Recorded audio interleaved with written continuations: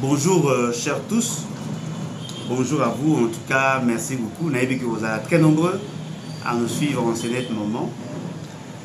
Toujours nous sommes pour la question sécuritaire et on va essayer d'analyser un peu la problématique sécuritaire et dans son aspect diplomatique avec le show où M. Félix Sekedi Autikosa et la Bisso. Nous allons tenter d'analyser avec vous certains faits et pour vous arriver certainement, il y a pour comprendre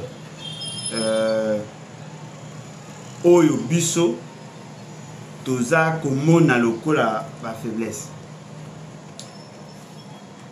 Parmi les Congolais, il y a de ceux qui pensent que nous sommes dans le bon. Balingi a ce que Bisso, n'est-ce pas, tout arrivé, il y a qu'à accompagner M. Félix Sekedi. M. Félix Sekedi,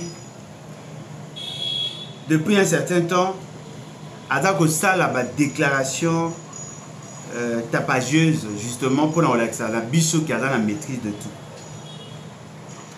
Il vous souviendra que M. Félix Sekedi a lobby. Il a eu à faire confiance à M. Kagame. Et comme à un niveau, il y a Kosala et aveuglément confiance. Après, il a été poignardé dans le dos. Et lorsqu'il parlait de ça, il a tenté de vous faire croire que Akoki le Soussou, Kosanganana Kagame était. Ainsi pour dire que Soki Kagame a eu initiative. Mutu soit une initiative, il y a que Sangisaena Kagame va faire des scamoroba solo là, à répondre à l'invitation en être.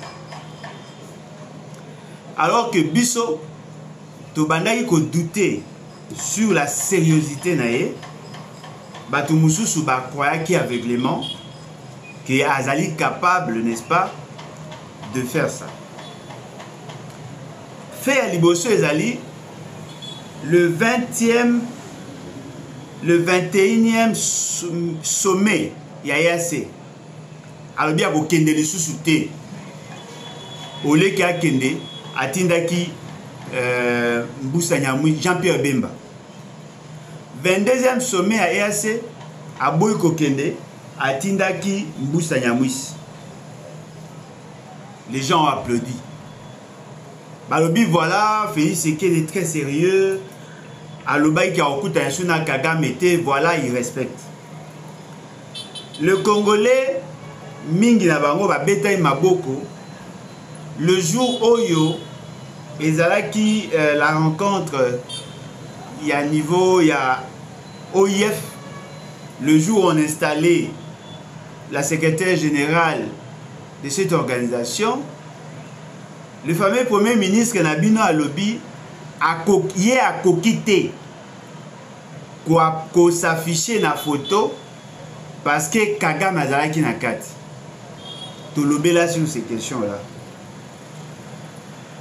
Félix Sekedi considère le Rwanda Kagame comme un sanguinaire.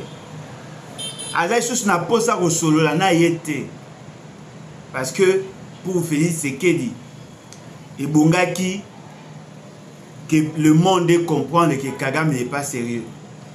Et lui venait maintenant pour anéantir Kagame, mettre fin à son régime. Toza vous poser question. Félix Sekedi na Kagame va koutani oui ou non? Certainement que va koutani. Lobby, comme aujourd'hui, Félix Sekedi na Kagame bakutani. Bakutani, basololi, peut-être ouvertement bayoganité. Mais ce qui est vrai, bakutani. Il y a eu effectivement un mini-sommet convoqué par Joao Lourenço, le président il y a Angola. Lors il y a un mini-sommet, ils ont parlé de nous. La situation sécuritaire, les implications. Et M. Félix Tshisekedi a donné son point de vue. Il était accompagné par plusieurs membres de son gouvernement. En face, il y a M. Félix Tshisekedi. Il y avait le Rwanda, le président Kagame. Et le président Lorenzo azalaki juste comme un simple modérateur. Félix Tshisekedi a lobby, Kagame a lobby, et probablement que va tirer la conclusion. Alors, Lelo, dans le cadre, il y a réfléchissons ensemble, mais réfléchissons bien. Toza Kolinga, to solo là, sur ces questions-là. Et puis, Topé Sabino, notre position par rapport à ce qui s'est fait. Poto boy ke lobby, bolo baketo lo bakite. Mais avant, Toko Mawana, vous avez présenter Bino livre Nabiso. Forêt congolaise, conflit nébuleux d'objectifs écologiques et économiques. Toza côté Kayango na 30 €, 35 $ à partir de Kinshasa. Toza lipe na livre ya Papa Ngwanda, crime organisé en Afrique centrale. C'est ici que l'origine y a combat Nabiso sur l'occupation et Fali. Un livre riche en informations pour que Batoubaye le contexte de départ, il y a M. Kabila, il y a M. Mobutu et l'avenir, il y a M. Kabila. Mingue Zaliao et c'est un abisso tout en gagne. Donc, tout ça, voilà. En tout cas, je tiens à vous remercier. Nandenge Bozosala Nyonso pour corréler nos vidéos, nos messages. Nous avons plusieurs questions que nous devons nous poser pour arriver, n'est-ce pas, à cerner le vrai enjeu. La première des questions que nous devons nous poser, combien de chefs d'État étaient-ils attendus dans le mini-sommet? D'après nos sources, 10 chefs d'État né Bongaï Bazar. Deuxième question, combien de chefs d'État ont-ils pris part à ces assises? D'après les mêmes sources, 5. Qui sont-ils? William Ruto, le président du Kenya, Paul Kagame, le président du Rwanda, Cyril Ramaphosa, le président de l'Afrique du Sud, Joao Lorenzo, l'organisateur, le médiateur choisi par l'Union africaine, Merzali, président Angola, et après, M. Félix Tshisekedi, c'est lui qui est présenté comme président de la République démocratique du Congo. Quel était l'objet de leur rencontre? D'après ce qu'on nous a dit, Ezalaki, justement pour dialoguer, c'est-à-dire que le Rwanda, la RDC et le Rwanda qui est présenté comme agresseur par bateau, va passer information, va relancer le processus de paix, va arriver, il y a qu'à observer ou faire observer les cessez-le-feu pour que va paix sa brèche na dialogue afin que va y ait ma kimia d'après ce qu'on nous a dit. Nous comprenons par là que l'objectif est de réfléchir ensemble dans l'idée à obtenir un cessez-le-feu, c'est-à-dire faire observer le cessez-le-feu entre la RDC et le M23 et de tenter un dialogue direct entre le président Rwanda, le président RDC par rapport à la situation et aussi qu'élargir en gros Naba M23 pour éviter à ce que les sous-régions, il y a EACNA et SADC, et s'embraser. Vous comprenez que les assises ou le mini-sommet tel qu'organisé, ayez qu'à renforcer ce qu'il y a eu avant. Il y a eu un accord à cesser les feux qui n'est pas observé. On dit que la tension monte. On dit que Makambo Bitumba Ezako s'intensifier. Balingi Sikoyo, batala comment faire pour que la situation est comme incontrôlée. Ils sont dans la même logique. Ce qui vous tali par rapport à ma pays,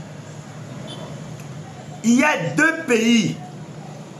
Oyo Bazali, Batuya EAC, le président du Kenya, le président rwandais.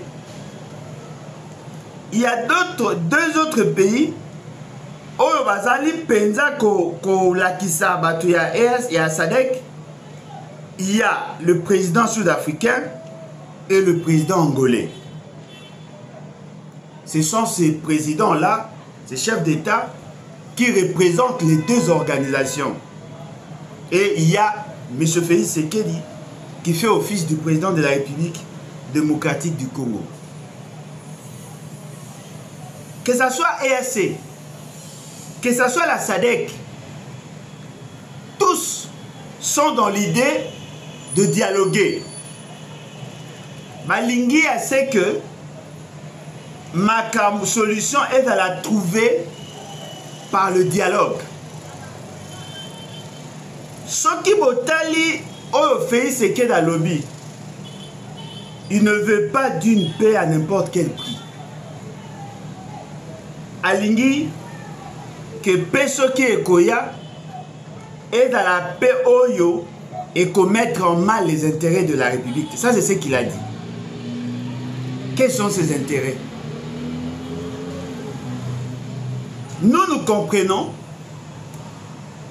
que M. Félix Tshisekedi n'est pas sincère dans ce qu'il fait.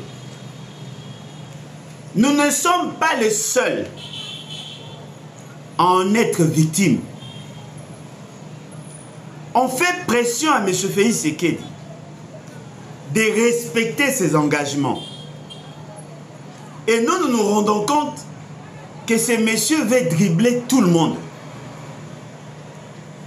Et le président ou le chef d'État au Baye, Bazako Linga Kope, ça y est, opportunité de se ressaisir et de chercher à trouver des solutions aux problèmes qu'il y a dans notre pays. Mais apparemment, les gens qui soutiennent M. Félix Tshisekedi ne comprennent pas ces enjeux. Ce qui botali bien, le dialogue avait déjà commencé. Ce qui botali bien, le cadre au va créer, il a le cadre et le dialogue. Bazana pense que M. Félix Tshisekedi a négocié avec le Rwanda. Et bango mi balé ensemble, va négocier batal à l'avenir ya ba M23. Mais dans l'opinion, ce n'est pas ce qu'on vous présente. Bazako linga kolakisa bino que M. Félix Tshisekedi a quelle position à force. Il vous souviendra que M. Félix Tshisekedi a dit plus jamais à cause de la table Moko Boé na Kagame, plus jamais. Mais aujourd'hui là, M. Félix Tshisekedi a accueilli. Batunae baolo banabino que non voilà aboya ki kopesa Kagame mbote. Ce n'est pas ça le problème. Ce n'est pas un sujet à fierté. On ne peut pas baser l'analyse sur un fait politique par rapport à salutation. Il y a plusieurs manières de saluer. Serrer la main et la quisité quand il y a la salutation. Il y a d'autres moyens de saluer quelqu'un. Le fait seulement que au côté na salle et si zali, c'est-à-dire qu'au pesi et considération. Et tant oza koloba, oza kosala ouverture ya ba propos na yo, ba déclaration na yo, La protocole Ozoloba, Monsieur le Président de la République, Monsieur le chef d'État, il en fait partie. Au fungoli dialogue nayo, osa ko s'adresser na ye. Parce que bazalaki 4 plus yo ça fait 5. Il a salué.